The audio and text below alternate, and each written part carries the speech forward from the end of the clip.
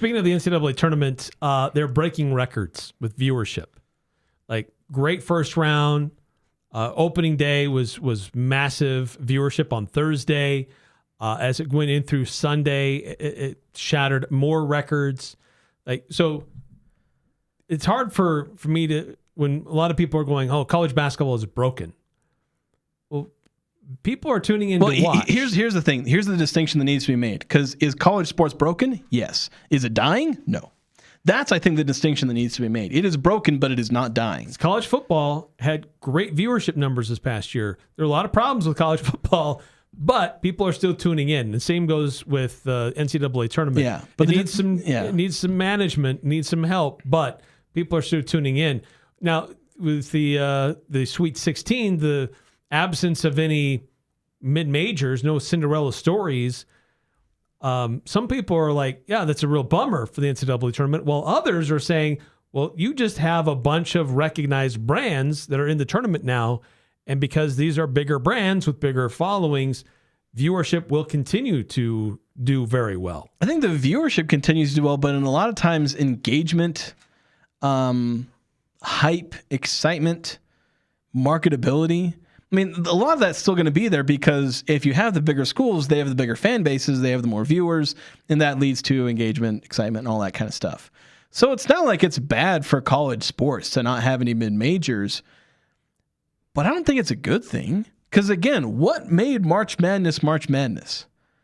Like, again, I went over this earlier, but mid-majors make March Madness. Cinderella runs made March Madness, and you have legislated, but also game-winning shots. You know, great finishes, and regardless of who the teams are. And we're getting few of those because we're getting more blowouts.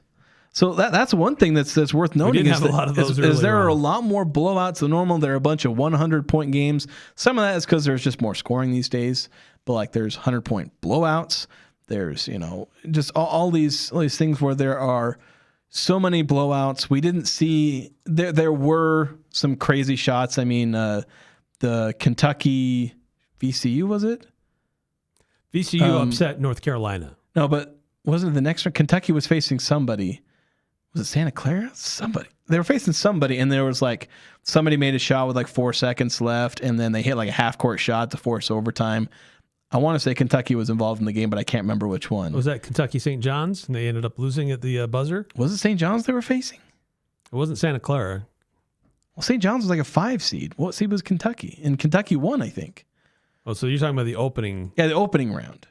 Oh, that's right, because that was it was Santa Clara in the opening round. Yes, it was a back and forth in the last 5 seconds. It was like one of the craziest 10-second. Like wow. That is the kind of stuff that March Madness is built on. Yes, those kind of shots. I mean, I was fortunate enough to be in the arena when St. John's hit that game-winning layup to beat Kansas, and kind of that viral moment where St. John's head coach is like didn't even react.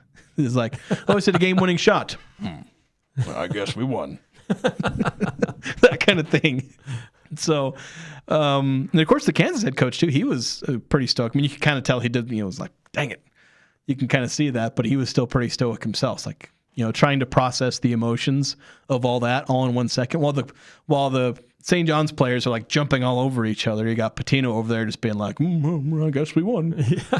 How nice! I won't even smile. One thing that was interesting in the first round, particularly, is watching games or listening to games on the radio here on the Fan, is that I heard a lot of names of guys who were in the Mountain West at some point. And so the Mountain West, while it only had one team in the conference, it had its fingerprints all over the tournament. I know, like so many of the best players in the country have their roots in the Mountain West. Nick Davidson at Clemson, Graham E.K. at Gonzaga. I know JT Toppin's been injured, but his team, Texas Tech, is in there. Yeah. Guy at UCLA who was at New Mexico. Donovan Dent. Yeah, Donovan Dent. So there were quite a few guys who, in watching or listening to games, I'd hear their names called. I'm like, oh, that was a Mountain West guy. Yeah. That was another Mountain West guy. Sometimes I'll see names and I'm like, oh, wait a minute, Utah State played them when they were at a different school or something like that. I've had that a few different times where it's and so there's not a Cinderella team. There's certainly Cinderella players. I think you could look at guys I don't know if I'd say that, who started somewhere at a lower school and have worked their way up. And so the stories that we like to normally have this time of year to highlight teams that are kind of like the surprise team, it's shifting away from that now 2 years in a row where we don't have that Cinderella team. It's kind of shifting to more about the players. And I'm okay with that, to talk about their journey to where they're at now.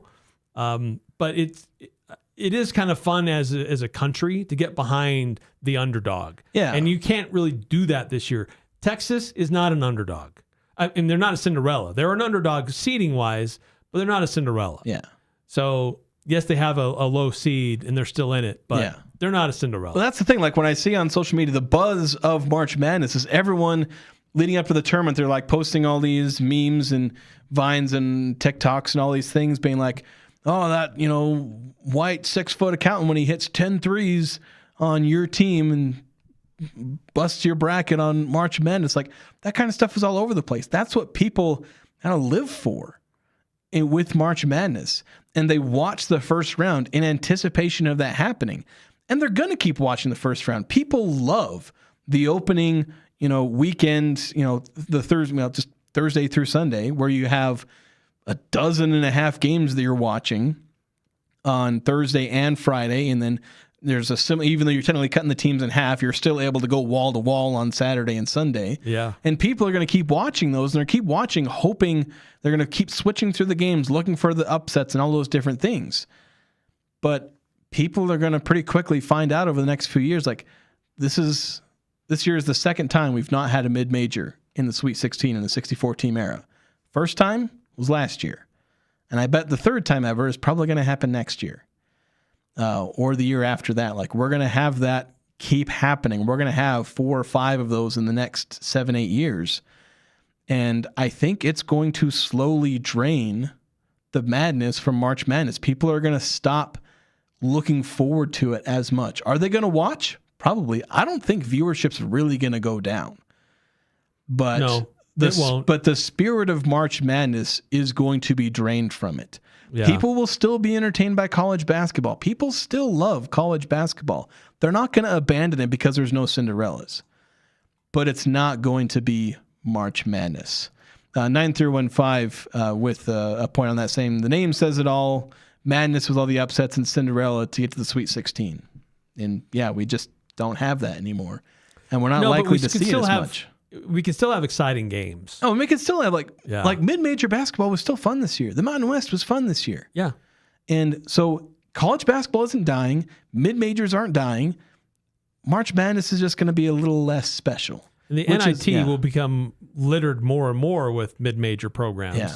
Which you'd prefer that not be this consolation prize, but that may be the way that mid-major basketball goes.